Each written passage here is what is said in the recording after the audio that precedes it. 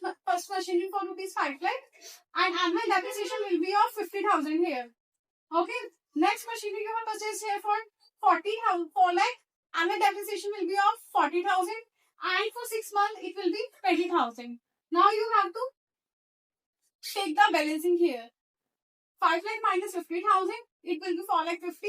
4 lakh minus 20,000, 3 lakh 20. Now all the balances will be come forward to 1st April 2021. Now for here, same way, depreciation you have to calculate it. Second year, same balancing you have to done as well as you have to take the depreciation values. Okay. So in this year, all the closing down balances will brought forward to 1st April 2022. And here, you have to sold first machinery. Our first machinery will be sold on 1st January. 1st January, you are solding your first machine for 2,85,000. So here, depreciation would be of 9 months. Annual depreciation on first machine will be of 50,000. 5 lakh into 10% equals to 50,000. For 9 months, it will be 37,500. Okay.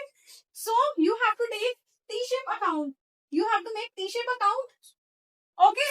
On T-shape account, you have to see 4 lakh minus 2,85,000 minus 37,500 equals to 77,500.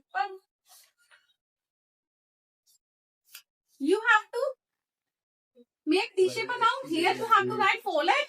On credit side, on how much value you are solding your machine, 2,85,000. Depreciation is equals to 37,500. And if you are getting your balance on credit side, then it will be loss on sale. And if you are getting your balance on debit side, then it will be a gain on sale. Now same way, your first machine will disappear as you have sold out. Now for second, third and fourth, you have to, same way you have to calculate the depreciation as well as closing balances. Clear?